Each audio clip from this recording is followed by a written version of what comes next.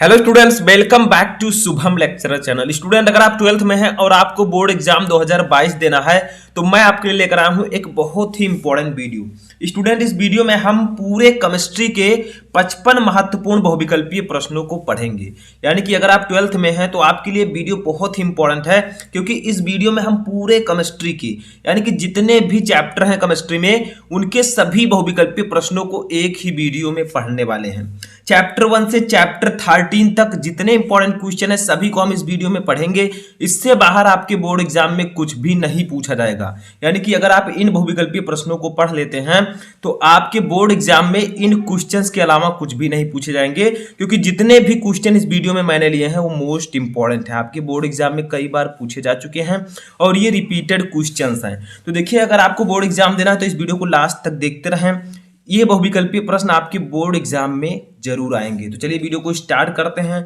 इससे पहले आप लोग इस वीडियो को लाइक कर दीजिएगा। ज्यादा से ज्यादा लाइक का टारगेट है 1000 लाइक का, ठीक है। 1000 लाइक्स अगर इस वीडियो पर हो जाएगा तो फिजिक्स के भी बहुविकल्पीय प्रश्नों का वीडियो मैं जल्द लेकर आऊंगा, ठीक है। तो चलिए वीडियो को स्टार्ट करते हैं। तो चैप्टर वाइज हम क्वेश्चंस को पढ़ेंगे। सबसे पहले हम फर्स्ट चैप्टर ठोस अवस्था के बहुविकल्पीय प्रश्नों को पढ़ेंगे, ठीक है। उसके बाद जितने भी चैप्टर हैं एक एक चैप्टर के हम इंपॉर्टेंट क्वेश्चन को पढ़ेंगे। एक भी क्वेश्चन आपको मिस नहीं करना है। देखिए, चैप्टर 1 ठोस अवस्था में सबसे पहला क्वेश्चन है, हो सकता है आपको कुछ क्वेश्चन पता हो लेकिन तब भी अच्छे से देखना है, ठीक है। देखिए, फर्स्ट क्वेश्चन है, फलक केंद्रित घनीय जालक में एक एकक कोष्ठिका में परमाणुओं की संख्या होती है। यानी कि जो FCC होता है, face centred cubic unit cell, इसके एकक कोष्ठिका में परमाणुओं की संख्या कितनी होती है? फर्स्ट है 2, सेकंड है 3, थर्ड है 4, फोर्थ है 5। तो इसका राइट आंसर होगा ऑप्शन नंबर थर्ड 4। देखिए, ठोस अवस्था चैप्टर में मैं आपको एकक कोष्ठिका पढ़ा रहा था तब मैंने आपको बताया था कि फलक केंद्रित घनीय जालक में एक एकक कोष्ठिका में 4 परमाणु होते हैं, ठीक है। तो ऑप्शन नंबर थर्ड सही होगा, ठीक है। दूसरा क्वेश्चन हमारा है, Fe3O4 का क्रिस्टल है, यानी कि जो Fe3O4 का क्रिस्टल होता है वो किस प्रकार का होगा? फर्स्ट है प्रतिचुंबकीय, सेकंड है लौह चुंबकीय, थर्ड है अनुचुंबकीय, फोर्थ है इनमें से कोई नहीं। तो किसी बच्चे का कमेंट था कि सर Fe3O4 का कहीं आपने लौह चुंबकीय बताया है, कहीं बताया इनमें से कोई नहीं। तो राइट आंसर होगा ऑप्शन नंबर 4, इनमें से कोई नहीं। देखिए, Fe3O4 बहुत सारे स्टूडेंट्स सोचेंगे Fe है आयरन तो ये लौह चुंबकीय होगा, लेकिन ऐसा नहीं है, ये फेरी चुंबकीय पदार्थ है, ठीक है। ये ना प्रतिचुंबकीय, ना लौह चुंबकीय, ना अनुचुंबकीय, ये फेरी चुंबकीय पदार्थ है। तो ये आपको याद रखना, आपका कोई भी डाउट नहीं होना चाहिए, ठीक है। एक एक क्वेश्चन आप लोग देखिए तभी आपके समझ में आएगा, ठीक है। नेक्स्ट क्वेश्चन हमारा है, फ्रैंकल तथा साटकी दोनों ही दोष प्रदर्शित करने वाला यौगिक है। यानी कि इनमें से कौन सा यौगिक है जो फ्रैंकल दोष तथा साटकी दोष दोनों प्रदर्शित करता है, यानी कि उसमें दोनों दोष पाए जाते हैं। फर्स्ट है NaCl, सेकंड है KCl, थर्ड है CHCl, फोर्थ है AgBr। तो इसका राइट आंसर होगा ऑप्शन नंबर 4 AgBr। जो सिल्वर ब्रोमाइड होता है इसमें फ्रैंकल दोष और साटकी दोष दोनों पाए जाते हैं, ठीक है। तो ऑप्शन नंबर 4 सही होगा। चलिए नेक्स्ट क्वेश्चन देखते हैं। अब देखिए, नेक्स्ट क्वेश्चन है, ग्रेफाइट है। देखिए, ग्रेफाइट क्या है, कौन सा ठोस है? फर्स्ट है आयनिक ठोस, सेकंड है धात्विक ठोस, थर्ड है सहसंयोजी ठोस, फोर्थ है आणविक ठोस। तो इसका राइट आंसर होगा ऑप्शन नंबर थर्ड। देखिए, हो सकता है कि आप में से कुछ स्टूडेंट को ज्यादातर क्वेश्चन पता हो, ठीक है, लेकिन आपको मात्र ये 25 से 30 मिनट वीडियो देख लेना है, क्योंकि आप अगर 25 से 30 मिनट इस वीडियो को देख लेते हैं तो आपके सभी बहुविकल्पीय प्रश्न क्लियर हो जाएंगे। चाहे आपको पता हो क्वेश्चन, चाहे ना पता हो, फिर भी आपको ये देखना है, क्योंकि कोई बच्चा ऐसा नहीं है जिसको इनमें से सभी क्वेश्चन पता है, ठीक है। तो बताइएगा कमेंट में कि कितने क्वेश्चन आपको पता थे। पांचवा है, एक क्रिस्टलीय ठोस में होती है। बताइए, एक क्रिस्टलीय ठोस में जो अवयवी कण होते हैं वो किस व्यवस्था में होते हैं? फर्स्ट है दीर्घ परासकोट, सेकंड है लघु परासकोट, थर्ड है अनिश्चित व्यवस्था, फोर्थ है इनमें से कोई नहीं। तो इसका राइट आंसर होगा ऑप्शन नंबर फर्स्ट दीर्घ परासकोट। जो क्रिस्टलाइन सॉलिड होता है उसमें दीर्घ परासकोट व्यवस्था पाई जाती है उनके अवयवी कणों में। यही अगर आप क्रिस्टलीय ठोस की बात की जाए तो लघु परासकोट, ठीक है, इतना याद रखिएगा। नेक्स्ट क्वेश्चन हमारा है, पोटेशियम सल्फेट है। यानी कि जो पोटेशियम सल्फेट होता है ये किस प्रकार का ठोस है? फर्स्ट है आयनिक ठोस, सेकंड है धात्विक ठोस, थर्ड है सहसंयोजक ठोस, फोर्थ है आणविक ठोस। तो इसका राइट आंसर होगा ऑप्शन नंबर फर्स्ट आयनिक ठोस, ठीक है। जो पोटेशियम सल्फेट है K2SO4, ठीक है, ये एक आयनिक सॉलिड है, यानी कि एक आयनिक ठोस है, ठीक है, क्योंकि जब इसे हम ये देखिए आयन में टूट जाएगा, ठीक है, समझ में आया। नेक्स्ट क्वेश्चन हमारा है, अब देखिए जो सातवां क्वेश्चन हमारा होगा विलयन चैप्टर का। मैंने चैप्टर वाइज लिखा है, यहाँ पर दूसरा चैप्टर मैंने लिख दिया है, ठीक है। तो ये चैप्टर वाइज मैं आपको बता रहा हूँ, ठीक है। तो देखिए इसमें क्या है, 90 ग्राम जल में 1.8 ग्राम ग्लूकोज का मोल प्रभाज है, यानी कि 90 ग्राम जल में 1.8 ग्राम ग्लूकोज का मोल प्रभाज क्या होगा। फर्स्ट है 0.19, सेकंड 0.019, थर्ड है 0.0019 और फोर्थ है 0.00019। तो इसका राइट आंसर होगा ऑप्शन नंबर थर्ड 0.0019, यानी कि 90 ग्राम जल में 1.8 ग्राम ग्लूकोज का मोल प्रभाज 0.0019 होगा, ठीक है। तो थर्ड वाला ऑप्शन आपका सही है। नेक्स्ट क्वेश्चन हमारा है कि शुद्ध जल की मोलरता होती है, यानी कि प्योर वाटर जो होता है H2O, ठीक है, जो प्योर H2O होता है जल, उसकी मोलरता कितनी होती है। फर्स्ट है 55.56, सेकंड है 5.556, थर्ड है 0.18, फोर्थ है 0.018।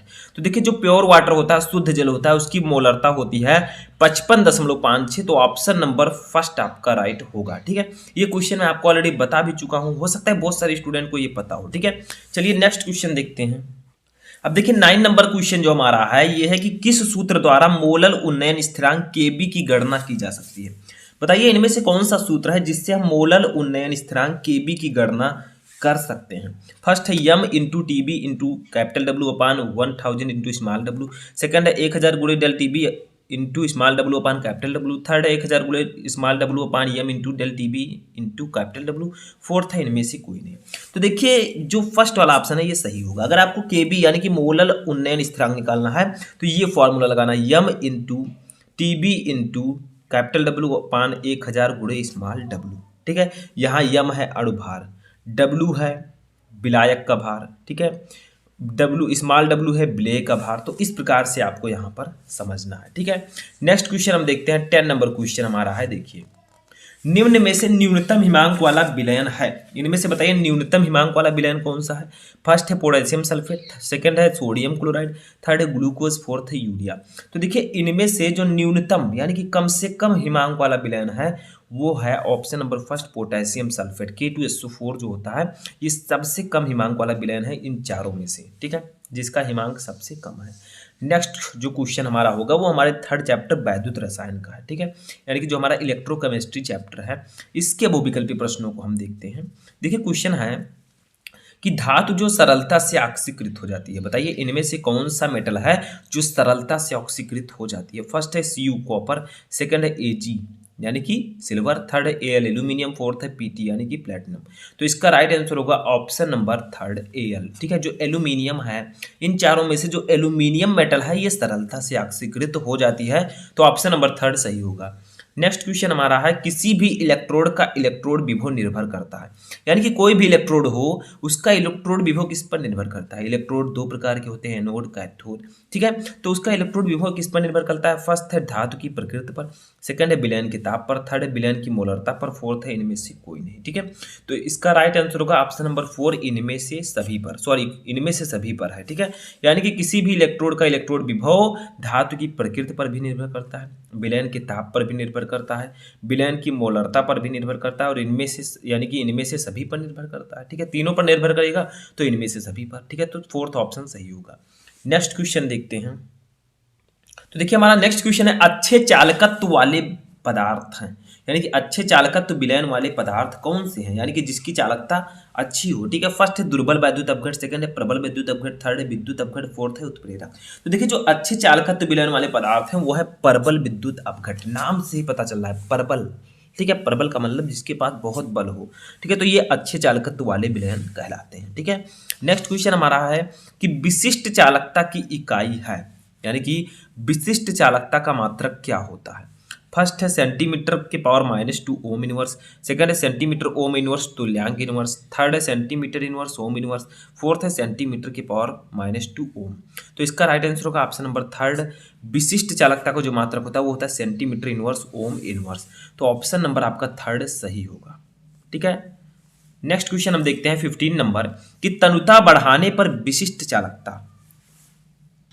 तो यहाँ पर देखिए मैंने विशिष्ट चालकता का कई बार नाम लिया है, लेकिन यहाँ पर एक चीज़ आपको याद रखना है कि विशिष्ट चालकता को हम लोग केमिस्ट्री में कप्पा से डिनोट करते हैं, ठीक है। इसको हम कप्पा कहेंगे। कप्पा इक्वल टू 1/रो होता है, जहाँ रो है विशिष्ट प्रतिरोध, कप्पा है विशिष्ट चालकता, ठीक है। ये जानना आपके लिए जरूरी है, क्योंकि जब आप कोई भी टॉपिक पढ़ते हैं और उसका अगर आपको फॉर्मूला नहीं पता है तो आपको आपकी तैयारी समझ लीजिए अच्छे से नहीं हुई, ठीक है, क्योंकि फॉर्मूला आपको पता होना चाहिए। यहाँ पर 2 बार मैंने विशिष्ट चालकता का नाम लिया, तो विशिष्ट चालकता के बारे में आपको जानकारी होनी चाहिए कि विशिष्ट प्रतिरोध के व्युत्क्रम को विशिष्ट चालकता कहते हैं, ठीक है। देखिए तनुता बढ़ाने पर विशिष्ट चालकता का मान परिवर्तित होगा, क्या होगा? फर्स्ट है बढ़ती है, सेकंड है घटती है, थर्ड है स्थिर रहती है, फोर्थ है इनमें से कोई नहीं। तो देखिए तनुता बढ़ाने पर विशिष्ट चालकता का मान जो है वो घटता है, ठीक है। तो ऑप्शन नंबर सेकंड सही होगा। तो ऐसे ही आप लोगों को जानकारी चाहिए। नेक्स्ट क्वेश्चन हमारा है जो कि हमारे चौथे चैप्टर से होगा, रासायनिक बलगत की, चैप्टर 4 से, ठीक है। क्वेश्चन है कि प्रथम कोट की अभिक्रिया के लिए वेग स्थिरांक तथा अर्धायुकाल में संबंध है।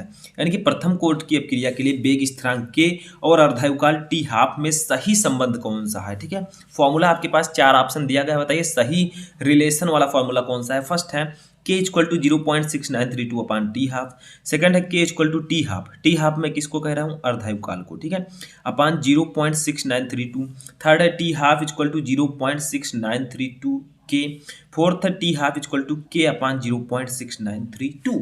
तो देखिए प्रथम कोट की अभिक्रिया के लिए वेग स्थिरांक तथा अर्धायुकाल में जो सही संबंध है वो ऑप्शन नंबर फर्स्ट है, ठीक है। यानी कि K equal to 0.6932 upon T half, ये वाला रिलेशन सही होगा, ठीक है। तो ऐसे ही आपसे रिलेटेड इस फॉर्मूले से रिलेटेड न्यूमेरिकल्स भी पूछे जाएंगे, तो आप लोग आसानी से सॉल्व कर सकते हैं।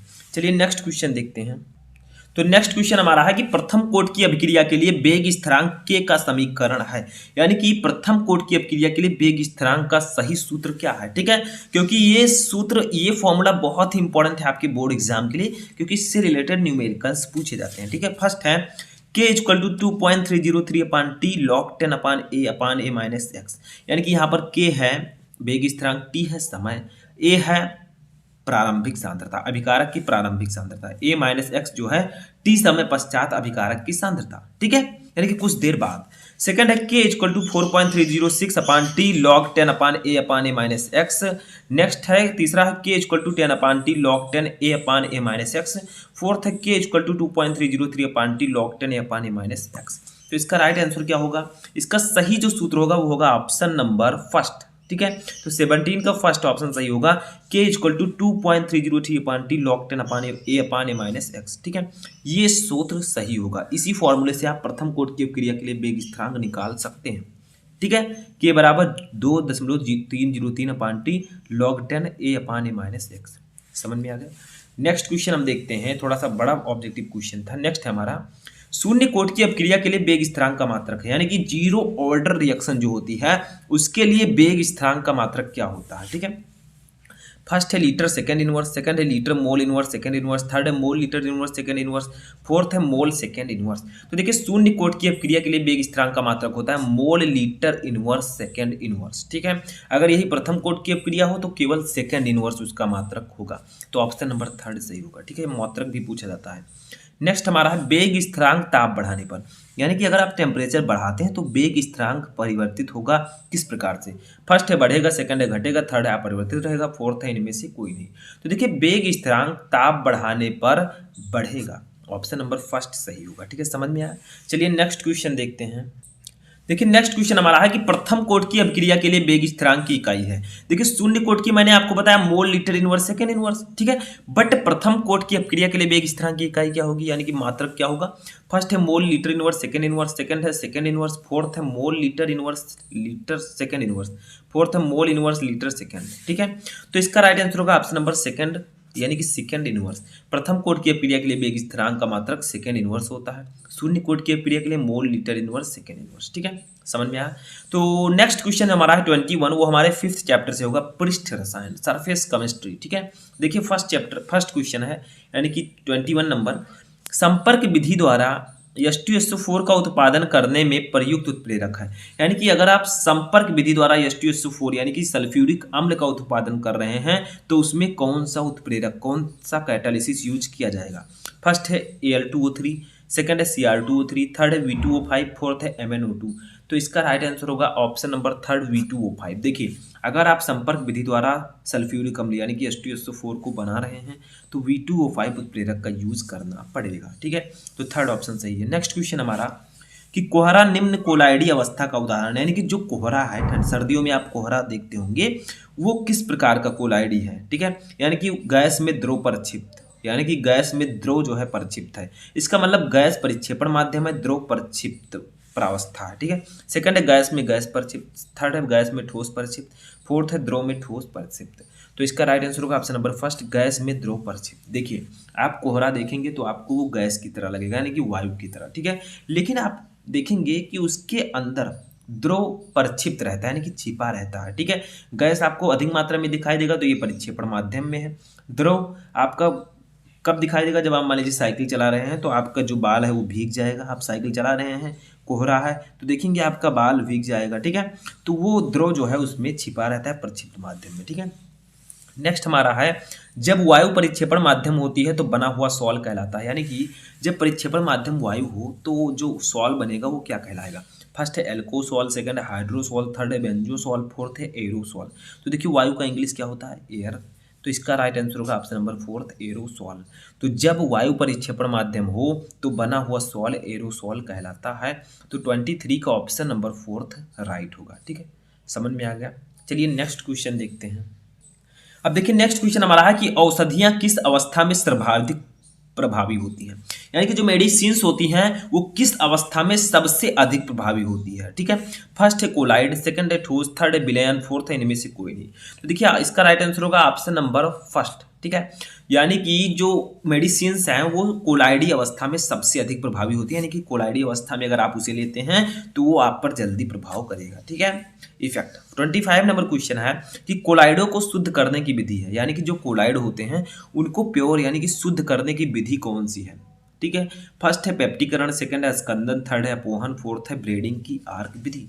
तो देखिए, कोलाइडी को शुद्ध करने की विधि को हम अपोहन कहते हैं। ठीक है, यानी कि अगर आपसे पूछा जाए अपोहन क्या है तो आप कह दीजिए कोलाइडो को शुद्ध करने की विधि को अपोहन कहते हैं। ठीक है, ये आपके लघुत्तरीय प्रश्नों में भी आ सकता है। तो ये कोलाइडो को शुद्ध करने की विधि है अपोहन। ठीक है, नेक्स्ट क्वेश्चन हमारा है पर्पल ऑफ गासियस है, यानी कि इनमें से पर्पल ऑफ गासियस क्या है। फर्स्ट है H2S3 सॉल्ट, सेकंड है Au सॉल्ट, थर्ड है सल्फर सॉल्ट, फोर्थ है FeOH का होल्थराइज सॉल्ट। तो इसका राइट आंसर होगा option number second, Au salt. Au salt जो है उसे हम पर्पल ऑफ गासियस कहते हैं। देखिए, ध्यान से आपको एक एक क्वेश्चन पढ़ना है, आपको बोर नहीं होना है। बहुत सारे बच्चे जो यहाँ तक पढ़ चुके हैं अब उनको बोरियत महसूस हुई होगी, लेकिन वही लोग अच्छा मार्क लाते हैं बोर्ड एग्जाम में जो पढ़ने से नहीं थकते। ठीक है, जिनका जो है पढ़ने में पैशन है वही अच्छा मार्क लेकर आएंगे। तो पर्पल ऑफ गासियस है ये Au सॉल्ट। अब ध्यान से आपको देखना है, आप चाहे तो 2 मिनट वीडियो को रोक सकते हैं। ठीक है, उसके बाद फिर से चालू कर सकते हैं। देखिए, पी ब्लॉक के तत्व, नेक्स्ट क्वेश्चन जो हमारा है वो पी ब्लॉक एलिमेंट्स चैप्टर का होगा, जो कि हमारा मोस्ट इंपॉर्टेंट चैप्टर है, 6th चैप्टर। ठीक है, देखिए इसमें फर्स्ट क्वेश्चन है, ये कौन सा चैप्टर है, 6, तो यहाँ पर 6 लिख देता हूँ मैं। देखिए, निम्नलिखित में सर्वाधिक अस्थाई है, इनमें से कौन सा यौगिक है जो सबसे अधिक अस्थाई है। फर्स्ट है ASH3, सेकंड है SBH3, थर्ड है PH3, फोर्थ है NH3। तो इसका राइट आंसर होगा ऑप्शन नंबर फोर्थ, NH3। इनमें से सबसे अधिक अस्थाई NH3 है, इसको हम लोग कहते हैं अमोनिया। ठीक है, नाम तो पता सुना ही होगा। नेक्स्ट क्वेश्चन हमारा प्रबल विद्युत ऋणात्मक हाइड्रोजन है, इनमें से प्रबल विद्युत ऋणात्मक हाइड्रोजन कौन सा है। फर्स्ट है F2, सेकंड है Cl2, थर्ड है Br2, फोर्थ है I2। ठीक है, यानी कि फ्लोरीन, क्लोरीन, ब्रोमीन, आयोडीन। तो इसका राइट आंसर होगा option number first F2। F2 जो है वो इनमें से सबसे अधिक विद्युत ऋणात्मक हाइड्रोजन है। हाइड्रोजन का मतलब क्या, मैंने आपको हाइड्रोजन के बारे में पहले ही बताया। जो हाइड्रोजन होते हैं उनको हम एक्स से प्रदर्शित करते हैं।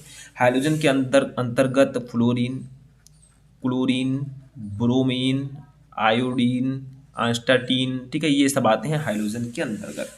ठीक है, इनको हम लोग हाइड्रोजन्स कहते हैं। तो इसमें से सबसे अधिक प्रभावी, सबसे ज़्यादा विद्युत ऋणात्मक हाइड्रोजन F2 है। ठीक है, नेक्स्ट क्वेश्चन देखते हैं।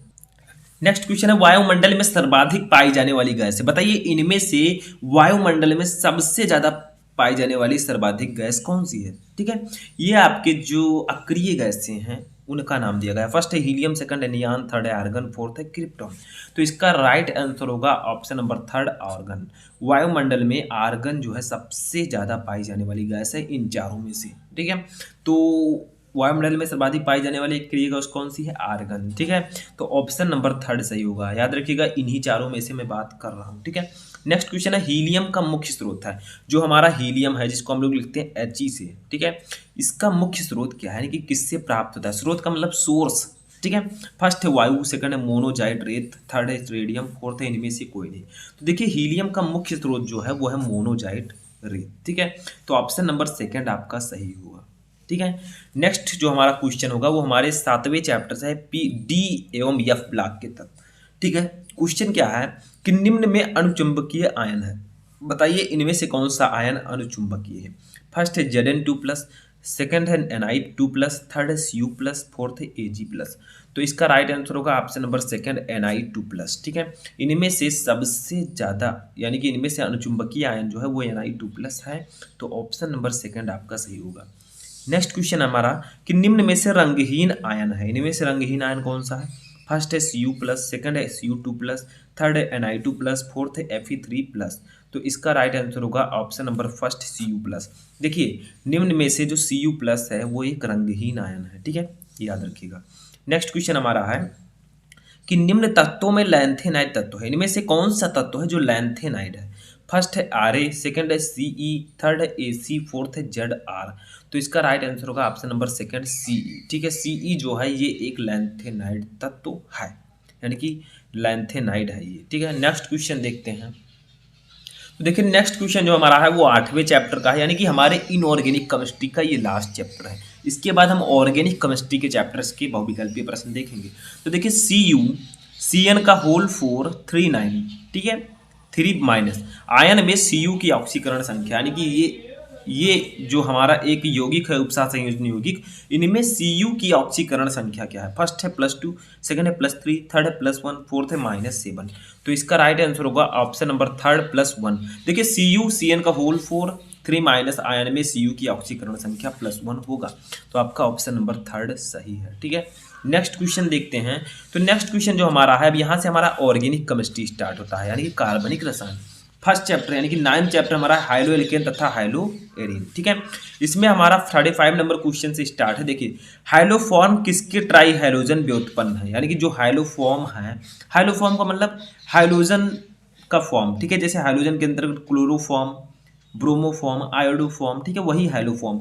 ये किसके ट्राई हाइलोजन व्युत्पन्न है? फर्स्ट है मेथेन, थर्ड है एथेन, थर्ड है प्रोपेन, फोर्थ है बेंजीन। तो इसका राइट आंसर होगा ऑप्शन नंबर फर्स्ट, मेथेन। ठीक है, जो हाइलोफॉर्म है, ठीक है, ये मेथेन के ट्राई हाइड्रोजन व्युत्पन्न है। जैसे मैं एक उदाहरण लेता हूँ। ठीक है, जैसे क्लोरोफॉर्म हमारा हो गया CHCl3।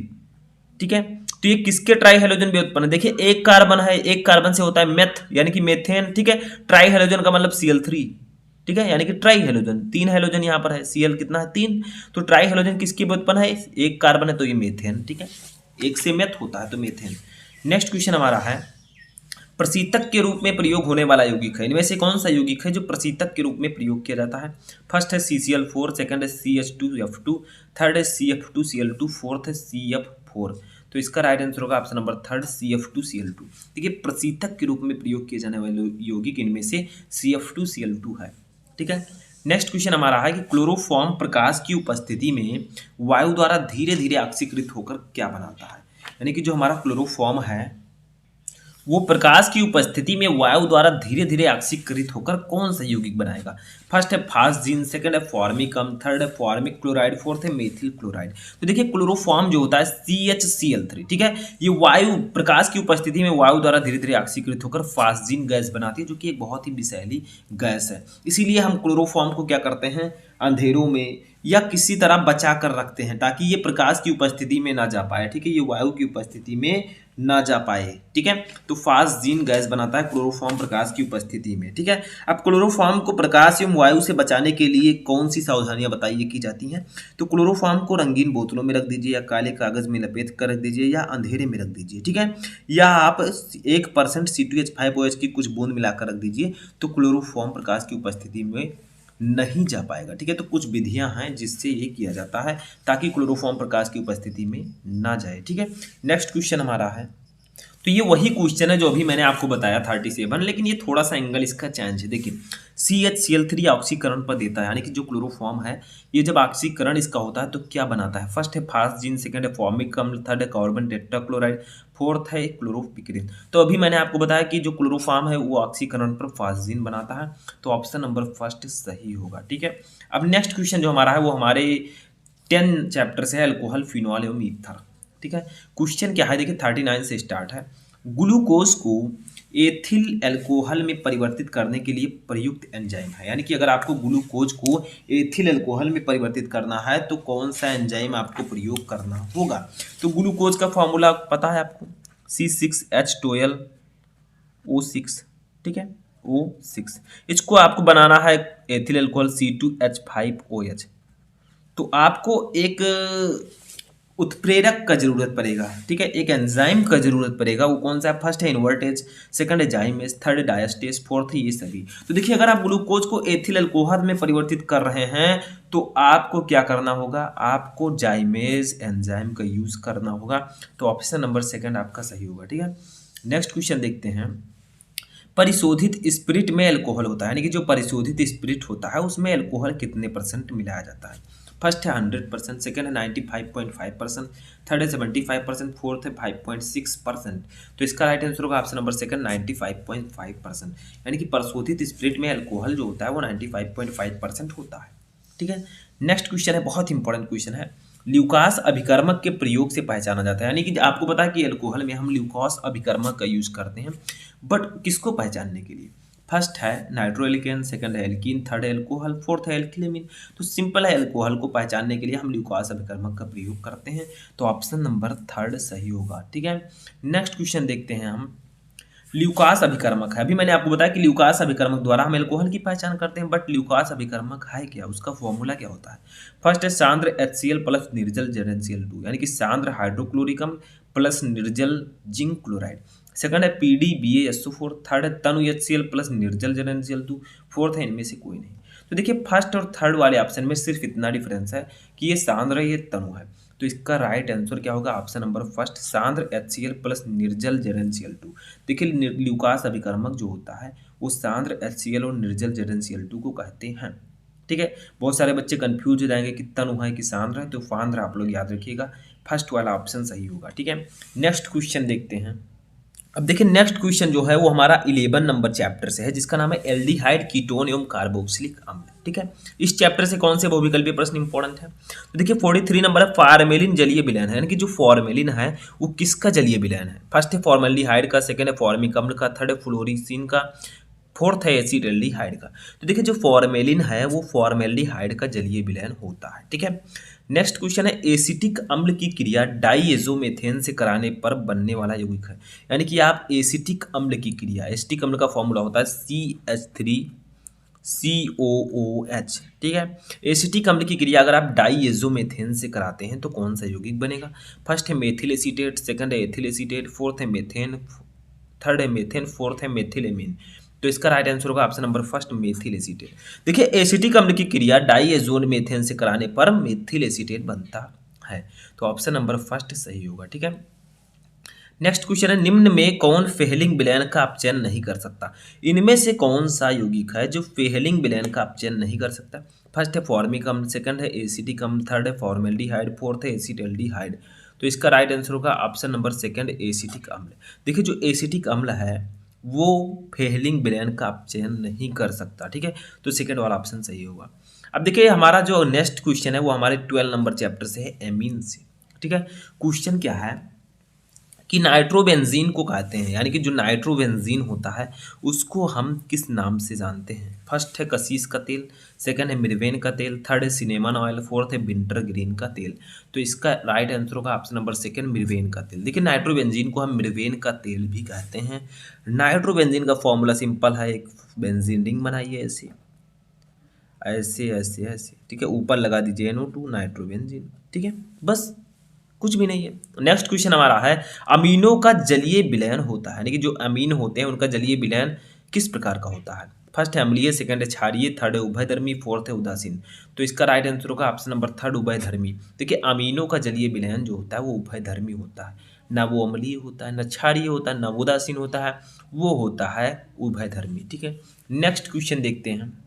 तो देखिए नेक्स्ट क्वेश्चन है, कार्बिल एमीन अभिक्रिया में बनता है, यानी कि कार्बिल एमीन अभिक्रिया जो होती है उसमें प्रोडक्ट कौन सा बनता है? फर्स्ट है साइनाइड, सेकंड है आइसोसाइनाइड, थर्ड है साइनेट, फोर्थ है आइसोसाइनेट।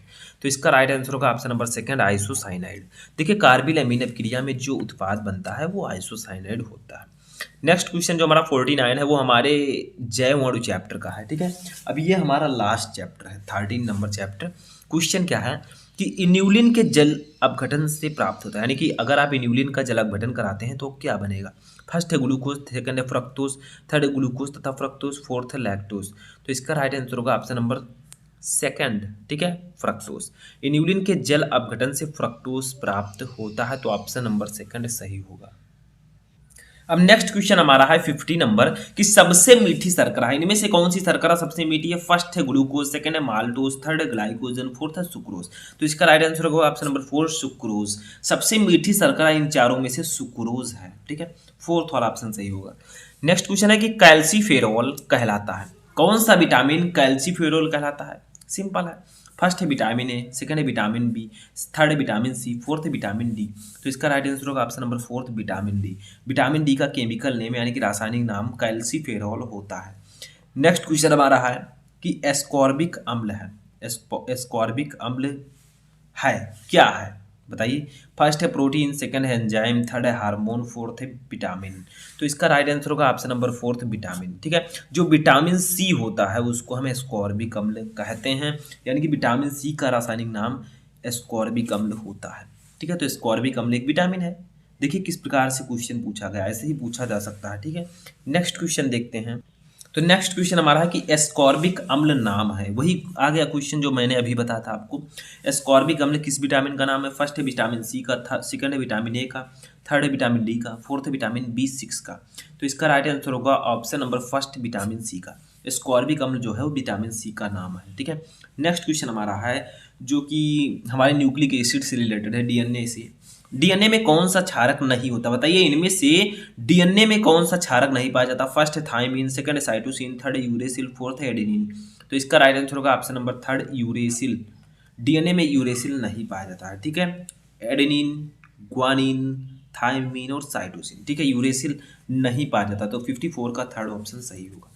नेक्स्ट क्वेश्चन हमारा है लास्ट क्वेश्चन, ये हमारा होगा इस वीडियो का। ठीक है, देखिए निम्न में कौन सा यौगिक बाई यूरेट परीक्षण नहीं देता? इनमें से कौन सा यौगिक है जो बाई यूरेट परीक्षण नहीं देता? फर्स्ट है कार्बोहाइड्रेट, सेकंड है पॉलीपेप्टाइड, थर्ड है यूरिया, फोर्थ है प्रोटीन। तो इसका राइट आंसर होगा ऑप्शन नंबर फर्स्ट, कार्बोहाइड्रेट। जो कार्बोहाइड्रेट है वो बाई यूरेट परीक्षण नहीं देता है। ठीक है, तो ये थे आपके चैप्टर 1 से चैप्टर 13 तक 55 मोस्ट इंपॉर्टेंट ऑब्जेक्टिव क्वेश्चंस, यानी कि पूरे केमिस्ट्री के 55 महत्वपूर्ण बहुविकल्पीय प्रश्न। ठीक है, अब आप लोग कमेंट करके बताइए कि इन 55 में से कितने क्वेश्चन आपको पहले से पता थे।